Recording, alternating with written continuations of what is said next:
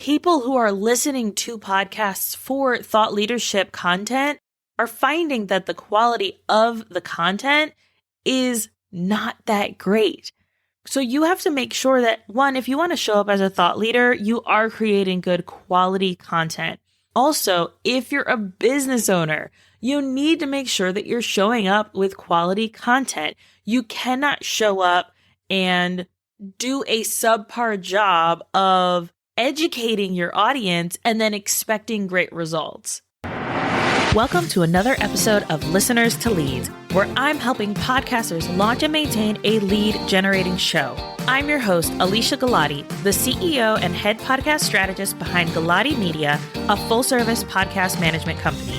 On this show, you'll hear my guests and I discuss everything it takes to launch a successful podcast and keep it running. If you're ready to get leads, land speaking gigs, and create deeper connections with your audience through your podcast, then this is the show for you. Today, I want to talk to you about why podcast quality is so important. And I talked about this before on different episodes, but never as its own episode. Now, there are two different parts or aspects of podcast quality that are important that we're going to be talking about today. And those are content quality and audio quality. You know how I feel about both. If you've been listening to this podcast for any length of time, it is so imperative, especially as we go into the new year. And if you're listening to this in the future, it's still going to be really important. And it's going to be even more important than it was when we talked about podcast quality before on episode 22 and episode 34. So episode 22, we have creating a quality podcast. That one was geared more around some general aspects of the audio and ensuring that you're creating good audio. But there have been some updates to the types of things that I said before that I think are really important to drive home as we go into the new year and as we go into the future of podcasting. We also had Lisa Zaratny on episode 34, where she talked about the tips for better podcast audio quality. The important thing to note about that episode is we do talk a little bit about solo episodes, but a lot of it is geared toward ensuring that your guest is adhering to your requirements for audio quality, kind of the general why it's important, and things like that. So first, I want to talk about the content and making sure that your content quality is good. This is going to be more important than ever because as you're someone who is continuously creating more content, sometimes it can feel like the things that you're talking about are redundant or you kind of don't put as much effort into.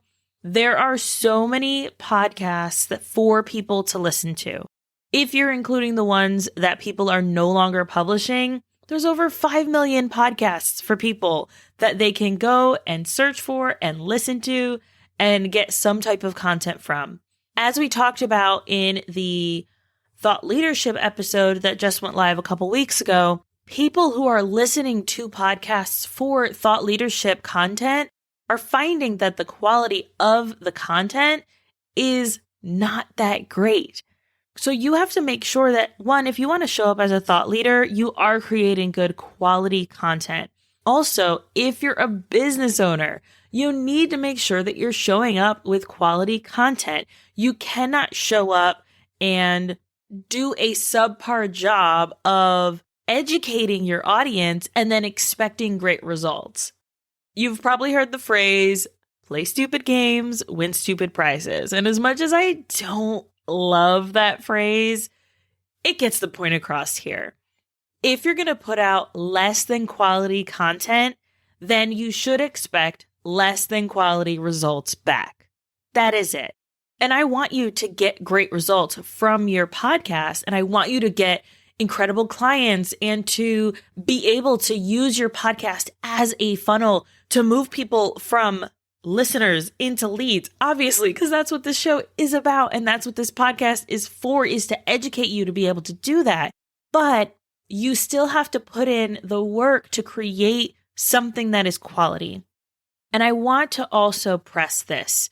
And this is something that I've been leaning into a lot more as we've gotten toward the end of this year, is that you don't have to have a continuous, ongoing show. And I know the podcast gods are like, oh, gasp, what do you mean I don't have to have an ongoing show? This is craziness. And I probably would have felt that way a year ago. I would have said, if you're not ready to dedicate the next 3 years of your life to a podcast, then don't start a podcast. But as I've grown this year and as I've kind of realized the trends and the direction that podcasting is going, especially used in the context of being a business owner who is using their podcast to generate leads, there is room. And I believe that there is room for those of you who maybe feel overwhelmed with the idea of giving 3 years of your life to something. Yes, I think you should still do 3 years or more if podcasting is the thing for you. But I also don't think that it's terrible to stop podcasting. I don't think that it's terrible to have a limited series podcast. And I would encourage you to start out that way, to test it, to do seasons, to see if it's going to work for you. So knowing that your content has to be good quality, don't feel like, well, if the content has to be good quality and I don't have enough things to say to make it a 3-year podcast, then I don't want to do it. Don't feel like that. And don't let me discourage you from starting that podcast if that's what you want to do. We actually have a new offer for limited series because I think that it's going to be so important as we go into this new year and in this new direction of podcasting. So if you're interested in that, feel free to DM me or book a call at listenerstoleads.com, and we can definitely discuss how we can work together to get your limited series off the ground and kind of capstone it to ensure that you are getting the most out of that limited series and that you're touching the content that you need to be talking about to generate leads with that podcast. So feel free to reach out if that's something that interests you. Moving on, this is why I think that content quality is so important. It is important that you are putting forth effort and creating something that is actually going to bring your audience through your funnel and educate them. So there are 2 examples I want to give. One is we had a client, they're no longer publishing, but they used their podcast to really very, very specifically educate their audience.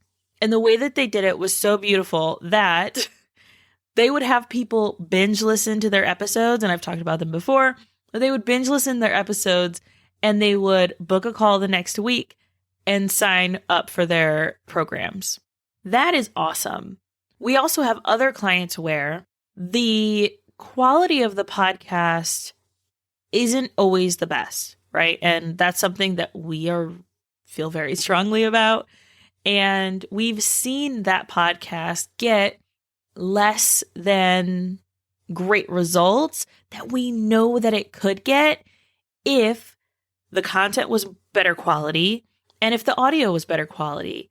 But because this client has a more difficult time planning out her podcast content and we haven't been able to book time to really focus on that, and that is something that we do offer our clients, is that strategy session. So it's really just a matter of booking it and sitting down with me, and I'm happy to do it. But because we haven't been able to do that, then this client is creating this content and creating this audio quality that is not going to get her the results that she wants.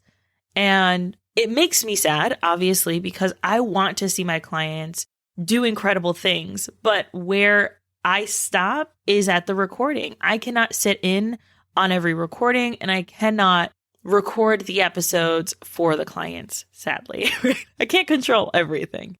But I have to keep encouraging this person to keep getting even more clear on what their audience is wanting and that if there is a blip in audio quality, maybe we go back and we re-record with the guest where possible, or we re-record that solo where possible. There are so many different ways that we can use planning and use the strategies that we have to create a quality podcast.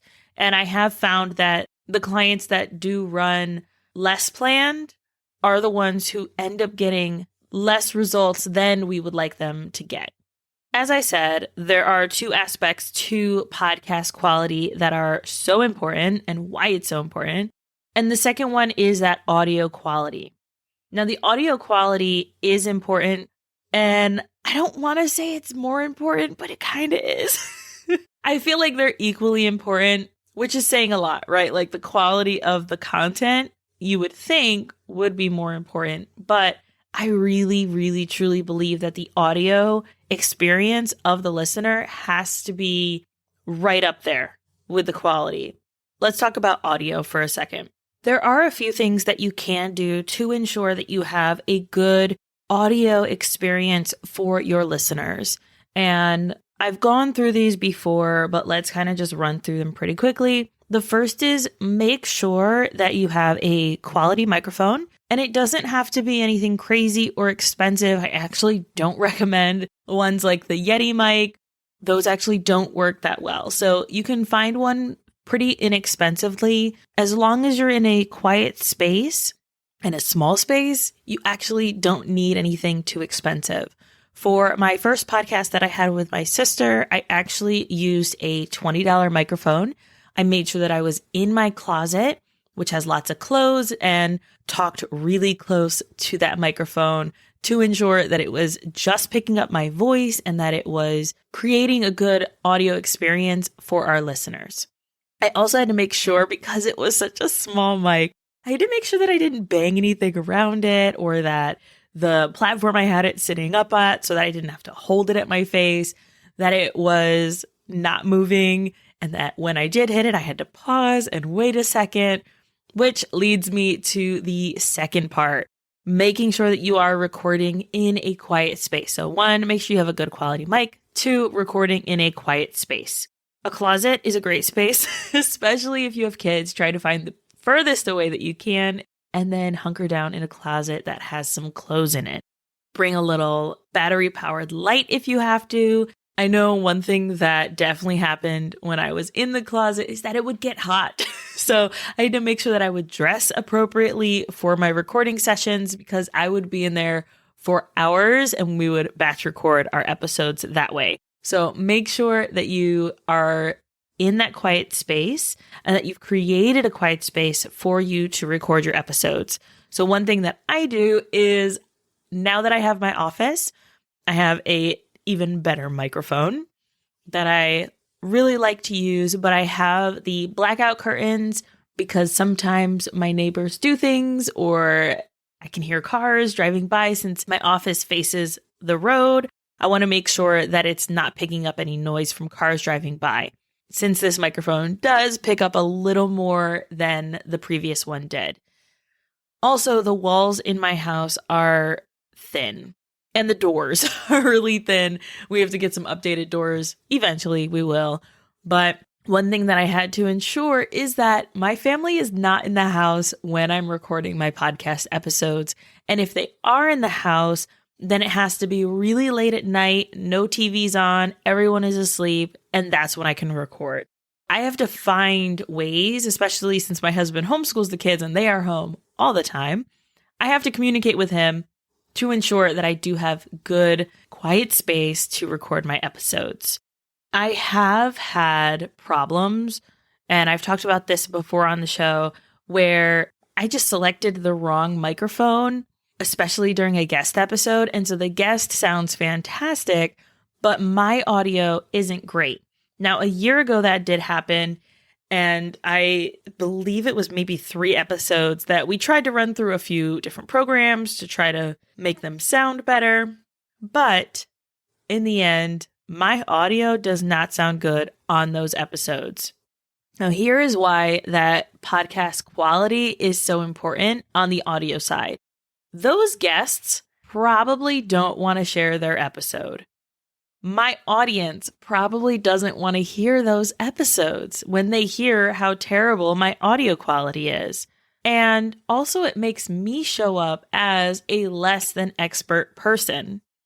Now, this year, I don't know what it is about like this time of year, same thing happened again.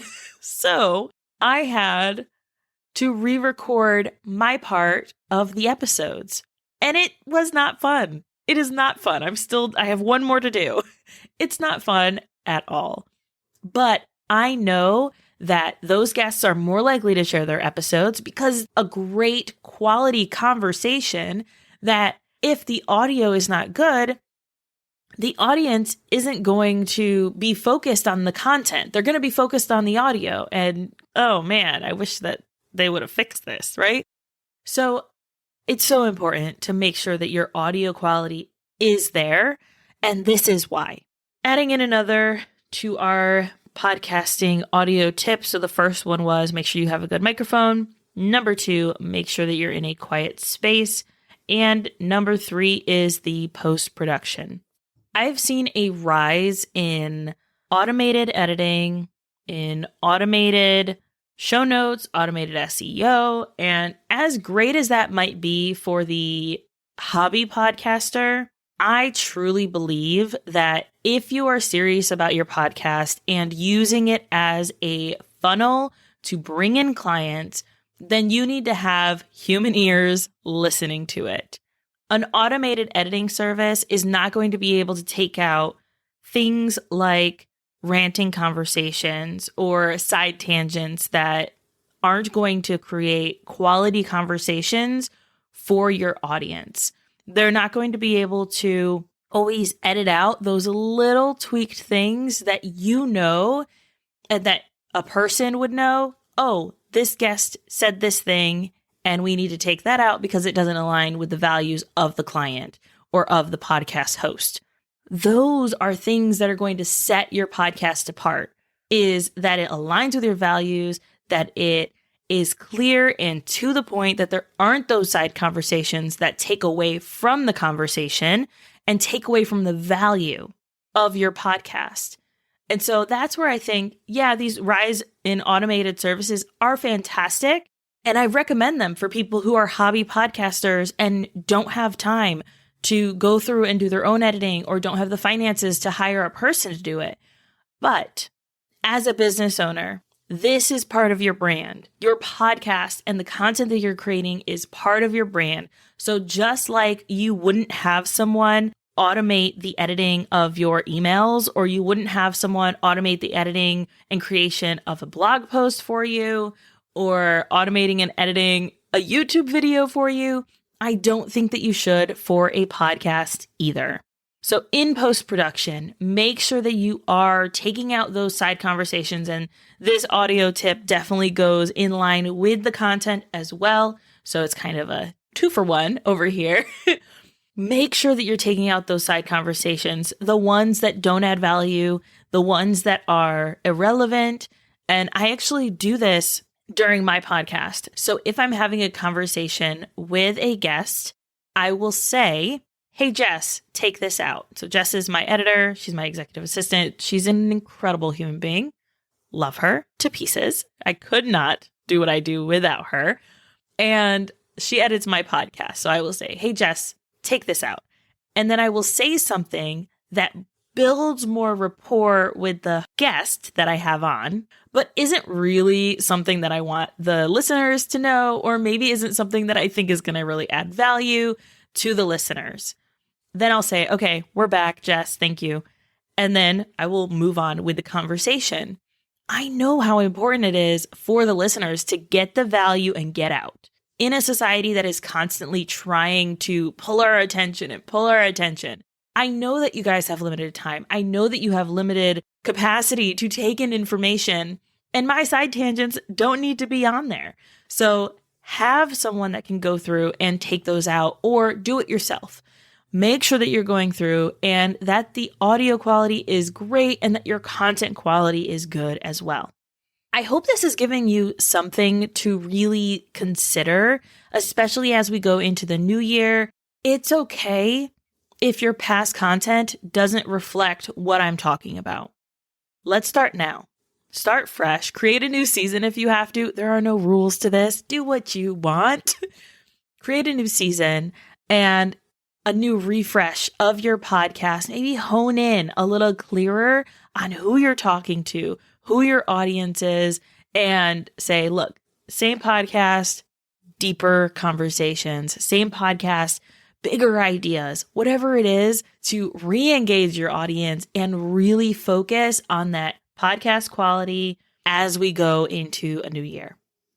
All right. If you have any questions on what we talked about, or if you are looking for support around these things, I know I did mention podcast editing. We do offer podcast editing only services that do include strategy sessions with me. So you would get 2 per month, and we will edit your podcast for you and ensure that you have a good quality podcast.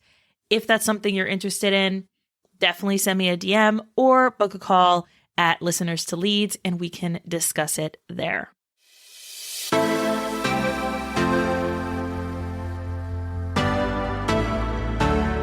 Thank you so much for listening to this episode of Listeners to Leads. If you found something in this episode valuable, I would really appreciate it if you shared it with a friend who you know would also get value from it.